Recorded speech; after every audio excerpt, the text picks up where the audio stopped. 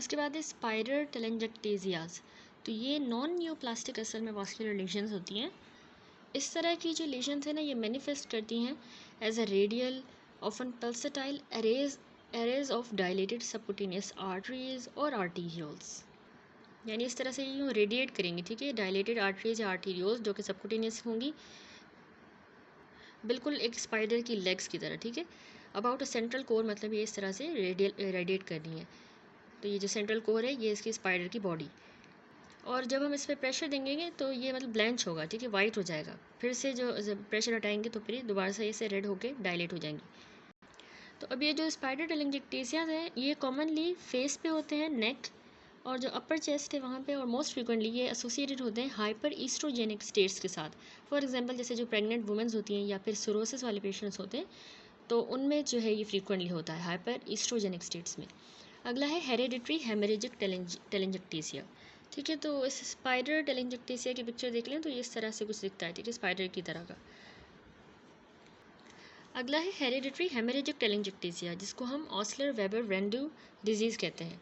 तो ये असल में एक ऑटोसोमल डोमिनेंट डिसऑर्डर है, जो कि म्यूटेशंस जब आ जाती हैं जीन्स में, जो कि ट्रांसफॉर्मिंग ग्रोथ फैक्टर बीटा के कंपोनेंट्स को जो है इनकोड करते हैं, इसके सिग्नलिंग पाथवेज को हमारे एंडोथेलियल सेल्स में, तो उन जीन्स में म्यूटेशंस आ जाती हैं, तो ये सिंड्रोम होता है। अब ये जो टेलेंजेक्टेसिया है ये मेलफॉर्मेशंस होती हैं जो कि डायलेटेड कैपिलरीज की ही बनी होती हैं और वेन्स की, जो कि बर्थ के टाइम पे प्रेजेंट होंगी। अब ये वाइडली डिस्ट्रीब्यूटेड होती है हमारी स्किन में, और देखिए ओरल जो म्यूकस मेम्ब्रेन्स है उनमें, एज वेल एज जो रेस्पिरेटरी ट्रैक है और गैस्ट्रो इंटेस्टाइनल ट्रैक है और यूरिनरी ट्रैक, तो उनमें भी ये जो है लीजन्स होती हैं डायलेटेड कैपिलरीज और वेन्स की, ठीक है। लीजन्स जो है ये स्पॉन्टेनियसली रप्चर कर सकती हैं और सीरियस एपिस्टेक्सिस देखिए करवा सकती है, नोज ब्लीड। इसके अलावा गैस्ट्रोइंटेस्टाइनल ब्लीडिंग भी करा सकती हैं और हेमेच्यूरिया। अब आ जाते हैं अगले टॉपिक पे, जो कि है हेमेंजियोमास, ठीक है। हेमेंजियोमास बहुत ही कॉमन ट्यूमर्स हैं जो कि ब्लड फिल्ड वेसल्स के होते हैं, ठीक है। अब ये लीजन्स तकरीबन देखिए 7% जो बिनाइन ट्यूमर्स हैं इन्फेंसी के और चाइल्डहुड के, वो यही होते हैं हेमेंजियोमास, और ये मोस्ट प्रेजेंट होते हैं बर्थ के टाइम से। और इनिशियली ये जो है इंक्रीज़ होते हैं साइज़ में, लेकिन इवेंचुअली जो है ना ये अब छोटे छोटे होते जाएंगे जैसे जैसे टाइम पास होते जाएगा। तो इस फिगर में देखें 10.28 में इसमें हेमेंजियोमा दिखाया गया ए फिगर में, ठीक है। ये हेमेंजियोमा ऑफ द टंग हमें नज़र आ रहा है। इसके साथ ये अगर बी फिगर देखें, अच्छा ये वाला ए फिगर है, इसमें हेमेंजियोमा ऑफ द टंग दिखाया गया है, और ये जो बी फिगर है इसमें हिस्टोलॉजिक अपीयरेंस है जुवेनाइल कैपिलरी हेमेंजियोमा की। अब सी फिगर जो है ये, इसमें जो है दिखाया गया है पायोजेनिक ग्रेन्युलोमा लिप का, और ये जो है हिस्टोलॉजिक अपीयरेंस है कैवर्नस हेमेंजियोमास की। तो अब देखिए जैसा कि हेमेंजियोमास जो है ना ये टिपिकली असल में लोकलाइज लेजन्स होती हैं जो कि कन्फाइंड होती हैं हेड और नेक में, ठीक है। अब ये ओकेजनली ज़्यादा एक्सटेंसिव भी हो सकते हैं, यानी कि एंजियोमेटोसिस, और ये इंटरनली भी अराइज कर सकते हैं। तो नियरली 1/3 ऑफ इस तरह की जो इंटरनल लेजन्स हैं ये लिवर में पाई जाती हैं, अगर ये इंटरनल होगी तो लिवर में नियरली। अच्छा, इसके अलावा मेलिग्नेंट ट्रांसफॉर्मेशन इसकी रेयर है।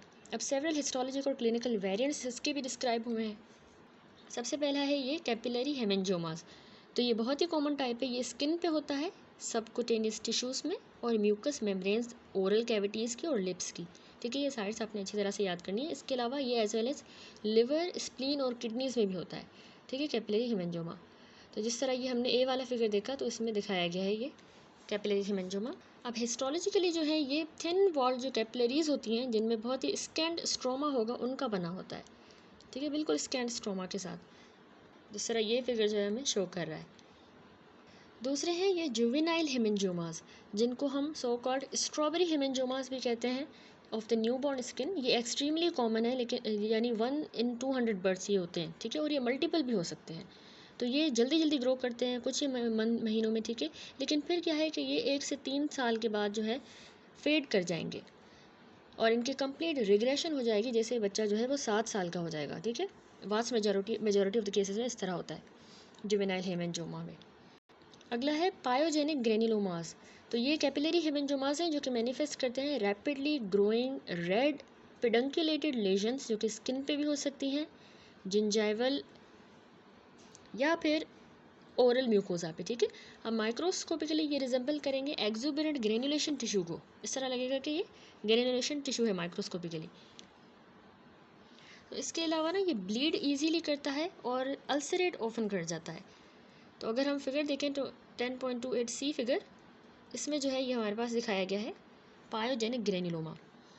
रफली जो 1/4 ऑफ द लेशंस होती हैं ये डेवलप करती हैं ट्रॉमा के बाद, ठीक है, जो कि रीच करता है 1 से 2 सेंटीमीटर साइज़ का हो जाता है तकरीबन कुछ ही हफ्तों में।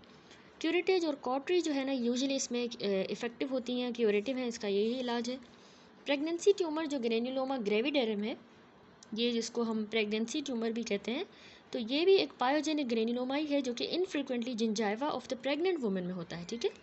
तो इस तरह की लेजन जो है ये स्पॉन्टेनियसली ही रिग्रेस कर जाती हैं, स्पेशली प्रेगनेंसी के बाद, या फिर इनमें फाइब्रोसिस हो जाती है, लेकिन ओकेजनली इनको भी जो है सर्जिकल एक्सीजन की ज़रूरत होती है। अगला है कैवर्नस ग्रेन्युलोमा। तो कैवर्नस हेमेंजोमा, ठीक है। तो कैवर्नस हेमेंजोमा जो है ये लार्ज डायलेटेड वास्कुलर चैनल्स के बने होते हैं। अगर इनको हम कैपिलरी हेमेंजोमास के साथ कंपेयर करें तो ये कैवर्नस हेमेंजोमास जो है ना ये ज़्यादा इन्फिल्ट्रेटिव होते हैं और ये फ्रीक्वेंटली हमारे जो डीप स्ट्रक्चर्स होते हैं उनको इन्वॉल्व करते हैं, ठीक है। अगर इसको इस फिगर में भी देखें तो जब हम इनकी हिस्टोलॉजिक एग्जामिनेशन करते हैं तो जो मास है वो हमें शार्पली डिफाइंड नज़र आएगा, लेकिन अनइनकैप्सुलेटेड होता है ये, ठीक है, कैप्सूल नहीं होता इनका। और ये ना लार्ज ब्लड फिल्ड वास्कुलर देखिए स्पेसेस के बने होते हैं और सेपरेट जो हुई हुई है कनेक्टिव टिश्यू स्ट्रोमा के साथ, जो इस डी फिगर में भी हमने देखा, ठीक है। अब इंट्रावास्कुलर थ्रोम्बोसिस और डिस्ट्रोफिक कैल्सिफिकेशन जो है इसमें बहुत ही कॉमनली होती हैं। अब इस तरह की जो लेशंस हैं इनको लोकली डिस्ट्रक्टिव और सर्जिकल एक्सीजन की ज़रूरत होती है कुछ केसेस में। मोर ऑफन ट्यूमर्स जो होते हैं लिटिल क्लिनिकल सिग्निफिकेंस के हैं, लेकिन ये जो है कॉस्मेटिकली ट्रबलसम हो सकता है और ये वल्नरेबल होता है to traumatic ulceration and bleeding, ठीक है, ट्रॉमेटिकली ये इंजर हो सकता है।